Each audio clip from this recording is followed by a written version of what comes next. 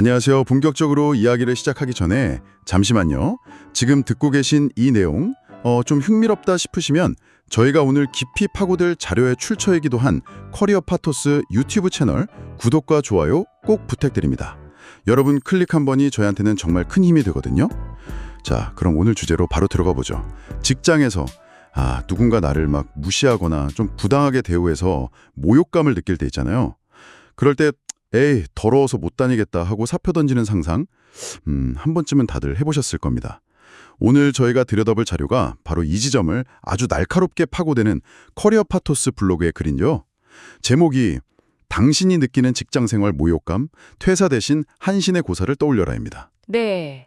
보통 이런 글은 그냥 참는 자에게 복이 온다, 이런 막연한 조언을 하기 쉬운데 이 글은 좀 다르더라고요. 맞아요. 지금의 굴욕을 견디는 게 어떻게 미래를 위한 전략적 선택이 될 수 있는지를 아주 냉정하게 분석하거든요.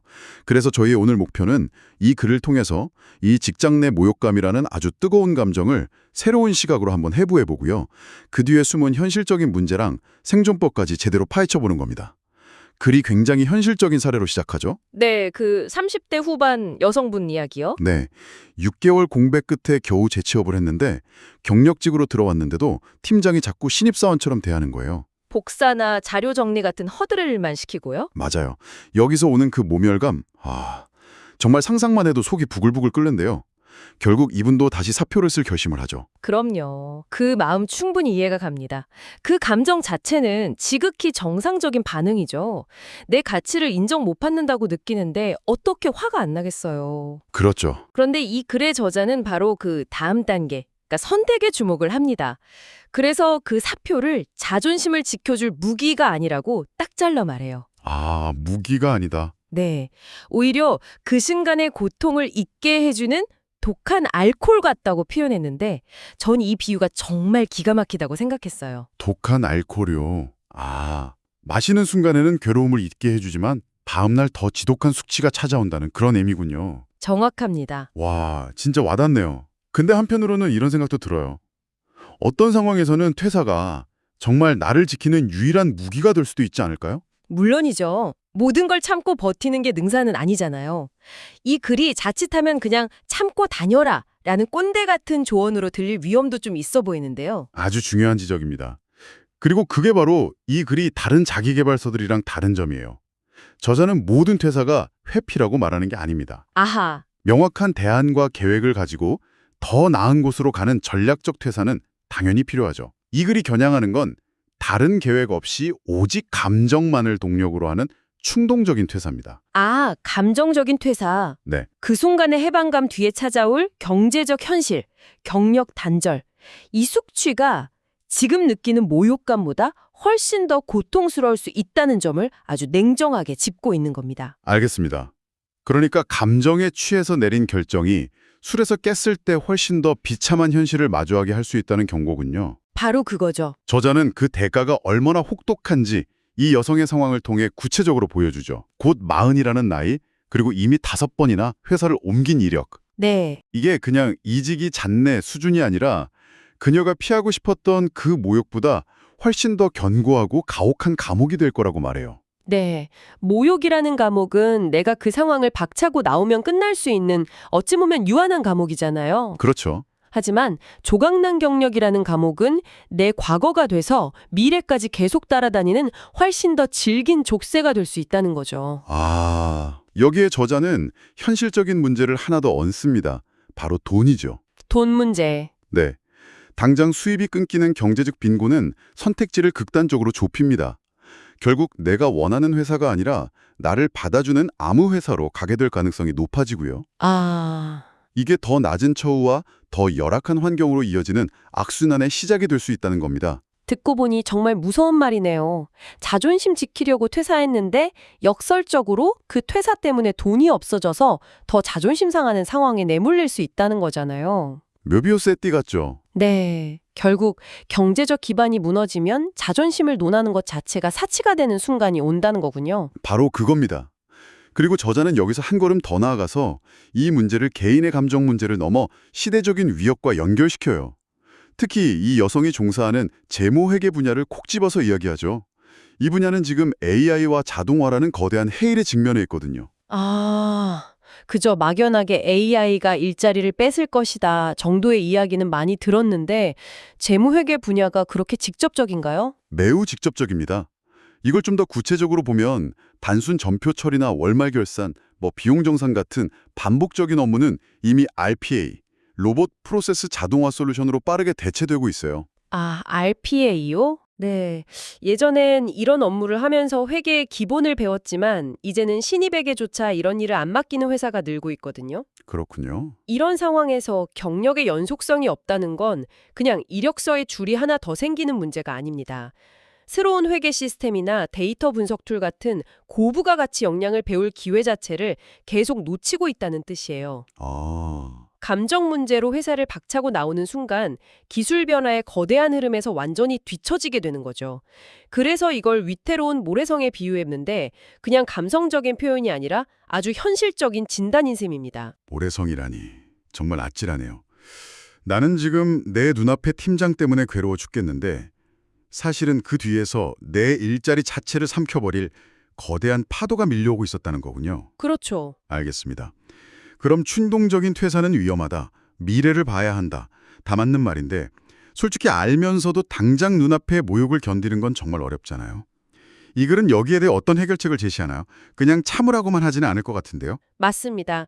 여기서부터 이 글의 관점이 단순한 위로를 넘어 전략의 영역으로 들어갑니다. 지금 겪는 모욕과 하찮은 업무 수행을 단순한 인내가 아니라 급변하는 조류 속에서 나를 지켜줄 최소한의 근육을 키우는 필수적인 훈련 과정으로 재정해야 하는 거죠. 훈련 과정이요? 네, 도망친 곳에 낙원은 없다는 말이 보통은 어딜 가나 힘든 건 똑같으니 그냥 버텨 이런 체념적인 뉘앙스로 쓰이잖아요. 그렇죠. 근데 이 글에서는 그게 아니라 지금 여기서 근육을 키우지 않으면 다음 장소는 더 지옥일 것이다 라는 아주 적극적인 의미로 사용됩니다. 생존을 위한 근육이라 흥미롭네요. 그 근육이라는 게 구체적으로 뭘까요? 그냥 감정을 억누르고 화를 참는 능력과는 좀 다를 것 같은데요. 물론입니다. 글의 맥락을 따라가 보면 이 근육은 최소 3가지로 나눠볼 수 있어요. 3가지요? 첫째는 관찰의 근육입니다. 복사 같은 하찮은 일을 하면서도 불평만 하는 게 아니라 팀장이 누구에게 보고하는지, 어떤 데이터에 민감하게 반응하는지, 회의 시간에 누가 진짜 힘을 가진 사람인지. 조직의 권력 구조나 핵심 업무 흐름을 파악하는 거군요. 네, 이건 회사 안에 있어야만 키울 수 있는 근육이죠. 둘째는 실리의 근육입니다.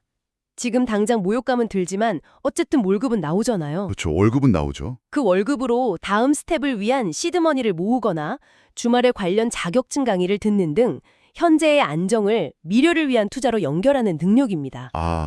그냥 버티는 게 아니라 버티는 동안 얻어낼 걸 최대한 얻어내라는 거군요. 관찰의 근육, 실리의 근육. 그럼 마지막은 뭔가요? 마지막에 바로 우리가 흔히 생각하는 하지만 가장 중요한 감정 통제 근육입니다. 그리고 저자는 이 근육의 중요성을 설명하기 위해 아주 강력한 역사적 사례를 하나 가져옵니다.